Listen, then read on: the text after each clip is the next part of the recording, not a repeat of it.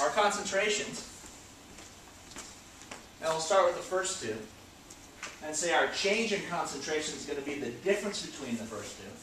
So we're going to say 5 times 10 to the minus 5 minus 3.68 times 10 to the minus 5. That's going to be the change in concentration. And it's going to be divided by the change in time. So the change in time is going to be 10 minus 0 seconds. 1.32 times 10 to the minus 6.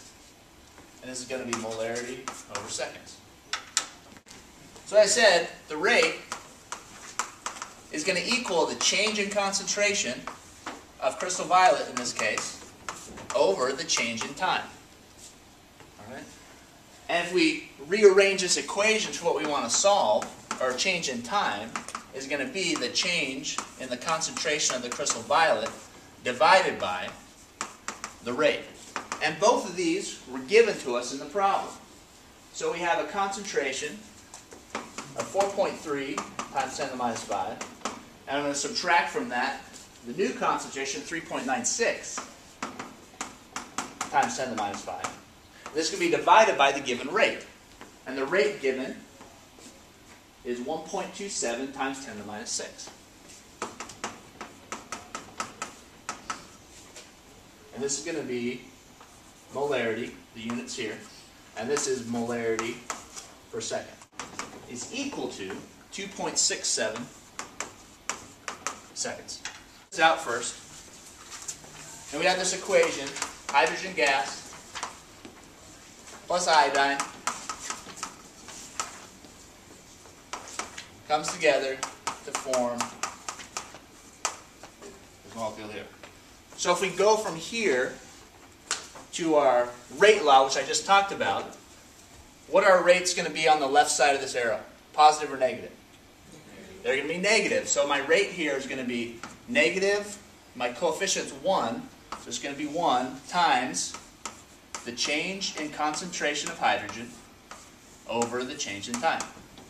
This rate is going to be equal to, again, no coefficient, so it's just going to be negative 1 times the change in concentration of iodine divided by the change in time. And this rate is going to be equal to, here I have a coefficient, and I'm on my product side, so my sign isn't going to be negative anymore. It's going to be positive.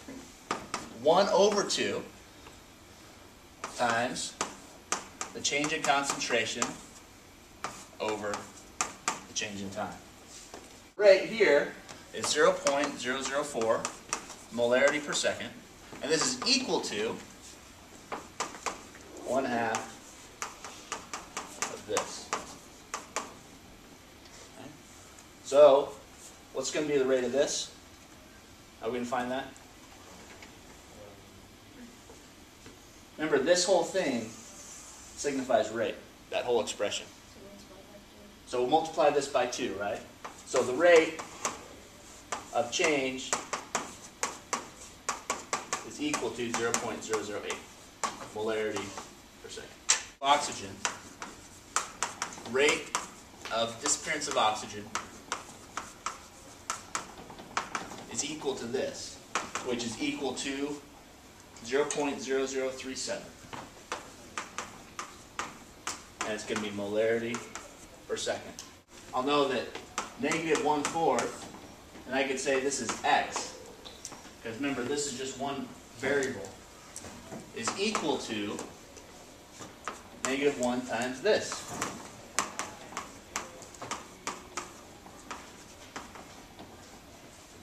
So now all I need to do to solve this is multiply that by 4. So my x is going to equal 0.015 molarity per second. Time progresses, what's going to happen to this concentration? It's going to decrease. All right? And it's actually going to decrease eventually all the way to 0. Now what's my concentration of oxygen? Starts off at what? 0. Starts at 0. Very good. What could it eventually progress to if this reaction went to completion? 0.02. 0.02. Look at the molar ratios.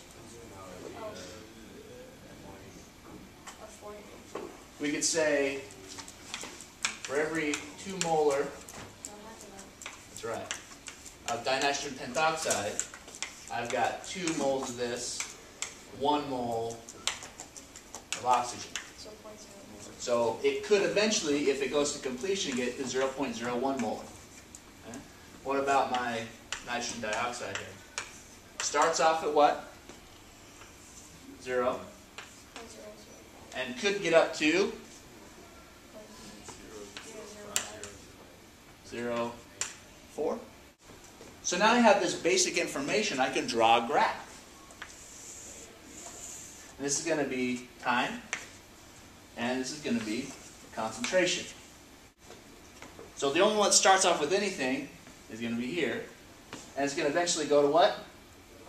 0. Do you think it's going to go in a straight line like this? Probably going to go more kind of like this. All right, nice curve. And this is going to be my dinitrogen pentoxide. If I draw a curve here and kind of make it slowly go up to the 0.01, what would that be? What's eventually going to get to 0.01? Very good, the oxygen. And then I draw this one, which kind of goes up 0.04 eventually. That's going to be by nitrogen dioxide. So violet, our rate is equal to K, which is our rate constant, and this is little k, times the concentration of the crystal violet. So in experiment 1, we can note our concentration of crystal violet is 4.3 times 10 to the minus 5 molar. Okay. K, and we're determining K, equals the rate, and this is my instantaneous rate, 1.3 times 10 to the minus 6. I can find that my K is going to equal 0.03.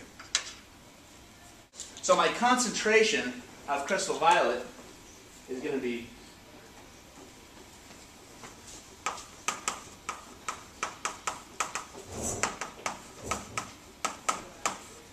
crystal violet.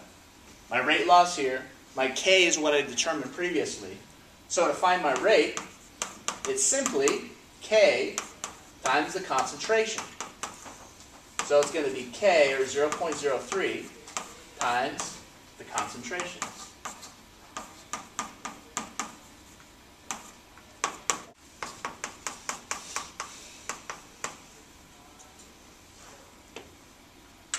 That's going to be my rate, and that's going to again be molarity per second. Because its change rate is always expressed in concentration over time.